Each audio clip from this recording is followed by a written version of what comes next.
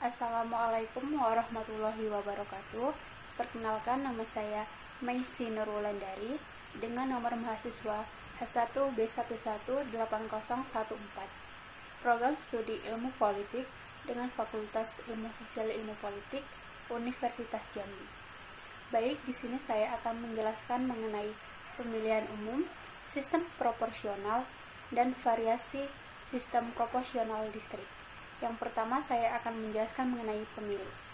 Pemilu merupakan sarana untuk mewujudkan kedaulatan rakyat dengan tujuan memilih para wakil rakyat dan pimpinan politik dari level terendah sampai level yang tertinggi. Menurut Undang-Undang Nomor 7 Tahun 2017, Pasal 1 menjelaskan sarana kedaulatan rakyat untuk memilih anggota DPR, anggota DPD, presiden dan wakil presiden, dan untuk memilih anggota Dewan Perwakilan Rakyat Daerah yang dilaksanakan secara langsung, umum, bebas, rahasia, jujur, dan adil dalam NKRI berdasarkan Pancasila dan Undang-Undang Dasar Negara Republik Indonesia tahun 1945. Mengapa perlu dilaksanakan pemilu? Alasan yang pertama adalah pemilu merupakan sirkulasi kekuatan politik. Pemilu adalah sebagai sarana legitimasi kekuasaan politik. Pemilu adalah sebagai sarana artikulasi aspirasi dan partisipasi rakyat. Yang terakhir adalah pemilu sebagai sarana pendidikan rakyat. Selanjutnya adalah alasan filosofis. Yang pertama, pemilu sebagai sarana perwujudan kontrak sosial antara pemerintah dan rakyat. Yang kedua, pemilu sebagai bukti dan implementasi kedaulatan rakyat, bukan kedaulatan penguasa. Yang ketiga adalah alasan klasik. Pemilu biasanya dilaksanakan dalam sebuah negara yang sistem politiknya demokratis. Mekanisme pilkada yang melibatkan partisipasi semua lapisan masyarakat dipakai dalam suatu negara yang menganut sistem politik demokrasi. Selanjutnya, bagaimana hubungan antara pemilu dan demokrasi? Yang pertama, ciri penting bagi suatu sistem politik, tidak ada negara yang disebut demokratis jika di negara itu tidak ada pemilu yang bebas, jujur, dan adil, yang dilaksanakan secara rutin untuk memilih wakil-wakil rakyat atau pimpinan politik. Yang kedua adalah produk dari proses demokratisasi. Pemilu merupakan konsekuensi logis dari diperluasnya hak-hak politik rakyat, partisipasi politik secara efektif dan efisien. Yang ketiga adalah pemilu merupakan alat untuk mengukur dan menentukan kualitas dan kuantitas demokrasi. Selain itu, terjadi kompetisi antar aktor politik yang sehat dan kompetitif. Demokrasi akan memiliki kadar kuantitas yang tinggi apabila proses pemilu melibatkan seluruh rakyat dari segenap komponen dan level. Tidak adanya atau sedikitnya pihak yang memilih golongan putih atau golput merupakan indikator keberhasilan pemilu ditinjau dari aspek kuantitas. Yang keempat adalah demokrasi sendiri merupakan produk dari rasionalisasi kekuasaan politik. Dasar wewenang penguasa memerintah masyarakat. Sumber legitimasi baru merupakan dukungan dari masyarakat. Kompetisi antar penguasa dan calon penguasa untuk membuktikan siapa yang mendapat dukungan rakyat paling besar, itulah kemudian yang melahirkan fenomena atau pemilu. Pemilu merupakan fenomena yang muncul sebagai akibat runtuhnya mitos-mitos di sekitar kekuasaan politik oleh rasionalisme. Karena itu, sudah selayaknya kalau pemilu mencerminkan rasionalitas berpolitik. Selanjutnya adalah tujuan pemilu.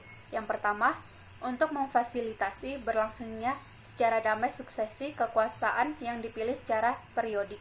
Yang kedua, pemilihan umum sebagai sarana penyaluran hak asasi warga negara, terutama hak politik dan hak untuk memilih dan dipilih.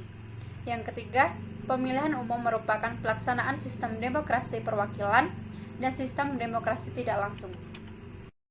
Asas pemilu diantaranya yaitu langsung, umum, bebas, rahasia, jujur, dan adil. Suatu negara tidak bisa dikatakan demokratis kalau tidak ada dan melaksanakan pemilu. Sebaliknya, suatu negara tidak akan bisa melaksanakan pemilu yang demokratis jika negara tersebut tidak memiliki sistem politik yang demokratis. Baik, selanjutnya saya akan menjelaskan mengenai sistem proporsional. Di dalam sistem pemilu, setiap partai politik atau kelompok menampilkan sebuah daftar calon untuk daerah pemilihan beranggota banyak. Pemilih memilih untuk partai dan partai akan mendapatkan jumlah kursi yang proporsional sesuai dengan presentasi perolehan suara yang dimenangkannya di daerah pemilihan tersebut.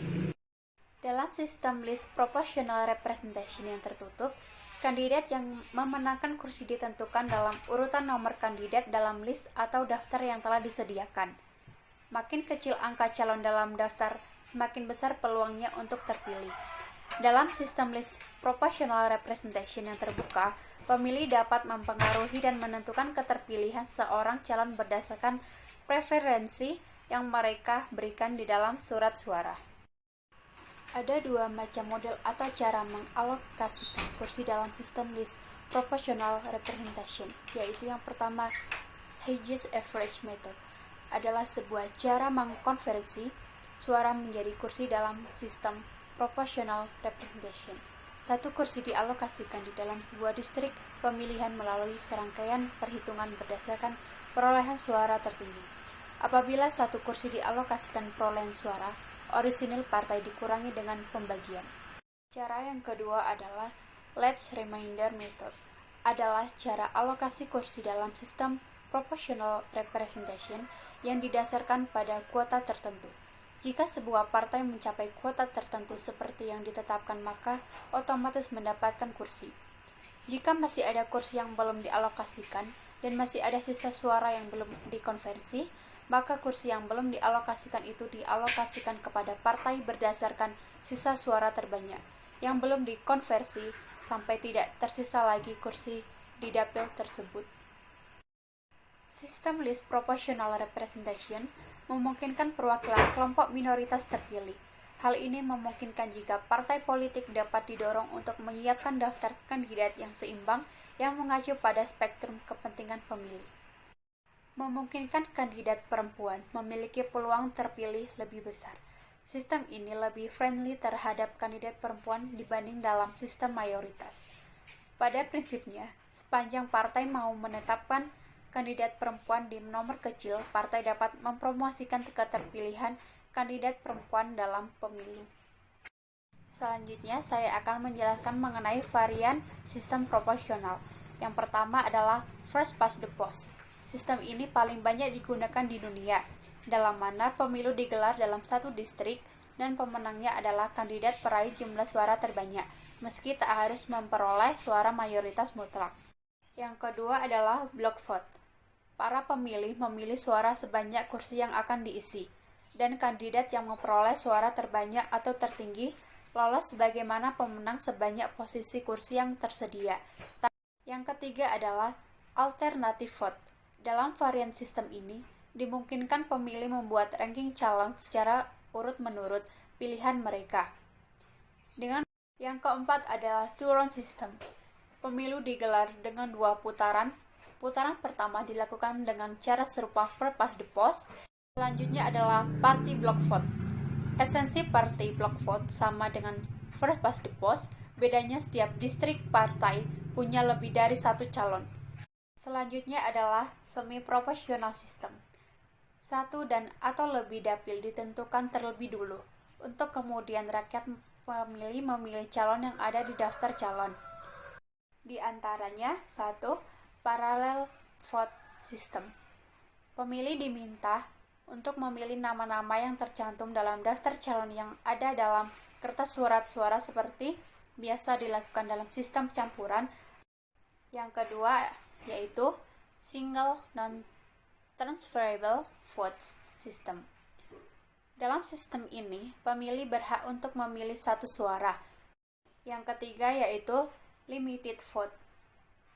Limited vote seperti SNTV adalah sistem mayoritas yang digunakan untuk distrik-distrik dengan lebih dari satu wakil.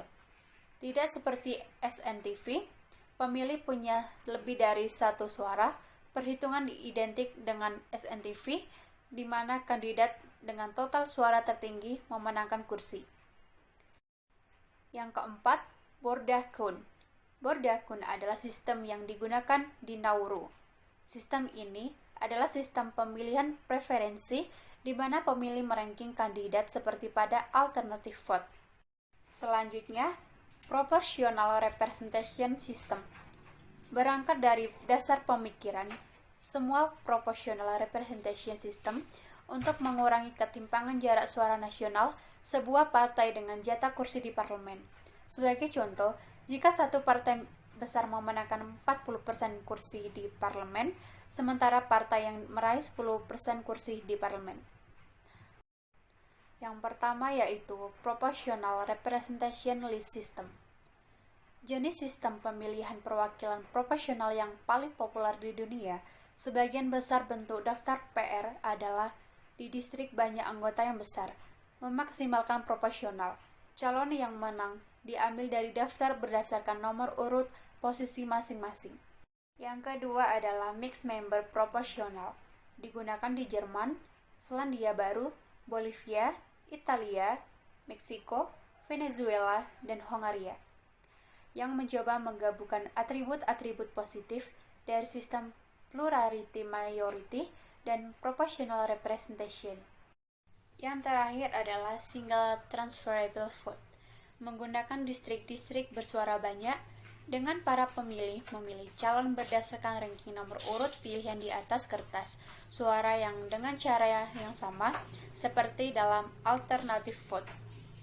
Setelah jumlah keseluruhan suara berdasarkan pilihan nomor urut dicatat, perhitungan kemudian dimulai dengan menentukan kuota suara untuk memilih seorang calon yang tunggal.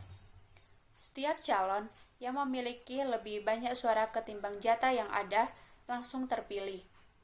Namun, bila tak satu pun calon yang mencapai kuota, calon dengan jumlah suara paling rendah dicoret, lalu jumlah suaranya dibagikan kepada para calon yang masuk dalam persaingan. Pada saat bersamaan, kelebihan suara calon terpilih yakni suara di atas kuota dibagikan kembali sesuai pilihan kedua pada kertas suara sampai semua kursi untuk dapil itu terisi. Sistem ini digunakan di Irlandia dan Malta. Baik, demikianlah yang dapat saya sampaikan. Lebih dari kurangnya saya akhiri. Wassalamualaikum warahmatullahi wabarakatuh.